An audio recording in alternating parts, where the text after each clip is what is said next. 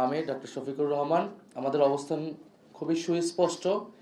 এই নির্বাচনে সুস্পষ্টভাবে ফলাফলে কারচুপি হয়েছে। ভোট সুষ্ঠু একটা পর্যায় পর্যন্ত সুষ্ঠুভাবে হয়েছিল, আমরা সেটাকে স্বাগত জানিয়েছিলাম। কিন্তু ফলাফল যখন ঘোষণা করার সময় হয়েছে, ওই সময়টাতে স্পেসিফিক অনেকগুলো আসনকে টার্গেট করে, আপনারা দেখেছেন বাংলাদেশ খেলাফত মজলিসের আমির আল্লামা মামুনুল হক ঢাকা 13, সেই আসন, ঢাকা 8 আসন, বাংলাদেশ জামাত ইসলামের সেক্রেটারি জেনারেলের আসন, এরকম স্পেসিফিক কয়েকটা আসনকে টার্গেট করে সেটার ফলাফল পরিবর্তন করে দেওয়া হয়েছে। কেন্দ্রগুলোকে দখল করে, সেই কেন্দ্রে জোর করে, প্রশাসনকে ব্যবহার করে সেই ফলাফল পরিবর্তন করা হয়েছে। এখন যেই প্ল্যানের কথা আমরা শুনেছি, আমরা সেই প্ল্যানের একটা বাস্তবায়ন বা সেই প্ল্যানের একটা স্বরূপ কিন্তু এই নির্বাচনে আমরা দেখতে পাচ্ছি।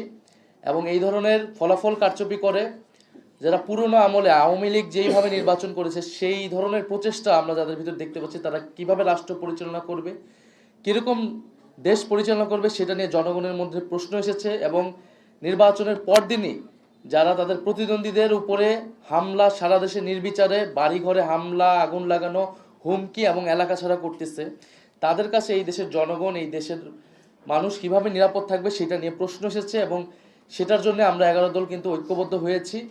এবং ডক্টর শফিকুর রহমান বলেছেন স্পষ্টভাবে যে এটার জন্য রাজপথে নামার প্রয়োজন হলে আমরা সেটার প্রস্তুতি নিচ্ছি। কারণ এই দেশের মানুষকে, যারা 11 দলের পক্ষে নির্বাচনে কাজ করেছে, নেতাকর্মী, সমর্থক, তাদেরকে হেফাজত করা, তাদেরকে রক্ষা করার দায়িত্ব আমাদের।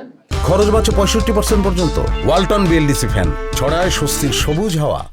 আরেকটি কথা আমি বলতে চাই, আমরা জনগণকে অভিবাদন জানাই যে জনগণ এত প্রতিকূলতার মধ্যেও 11 দলের পক্ষে ভোট দিয়েছেন, 11 দলের পক্ষে বিজয়ী হয়েছেন।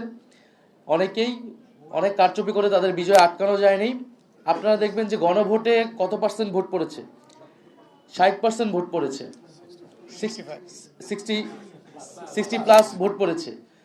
এই নির্বাচনে কিন্তু সুস্পষ্ট দুইটা পক্ষ ছিল, একটা সংস্কারের পক্ষ, পরিবর্তনের পক্ষ, যারা সংস্কার চায়, গণতন্ত্র চায়, চাঁদাবাজি বন্ধ করতে চায়, দুর্নীতি লুটপাটের বন্ধ করতে চায়, বিচার এবং সংস্কার চায়, আধিপত্য তো বিরোধিতা চায়। আরেকটি পক্ষ যারা পুরনো বন্দোবস্ত, পুরনো রাজনীতিকে প্রতিনিধিত্ব করেছে, যারা 72-এর সংবিধানকে চেয়েছে, যারা পুরনো যত ধরনের রাজনীতি আছে, যারা ঋণ খেলাপিদেরকে প্রশ্রয় দিয়েছে, যারা লুটপাট দুর্নীতি, সেই একই রাজনীতি করতে চায়।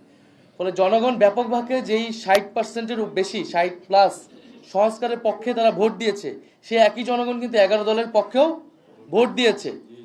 কিন্তু শেষ মুহূর্তে এই 10%-এর মতো ভোট কিন্তু কারচুপি করা হয়েছে, ফলাফলে কারচুপি করা হয়েছে। না হলে এই পুরো ভোটটাই 11 দলের পক্ষেই আসতো।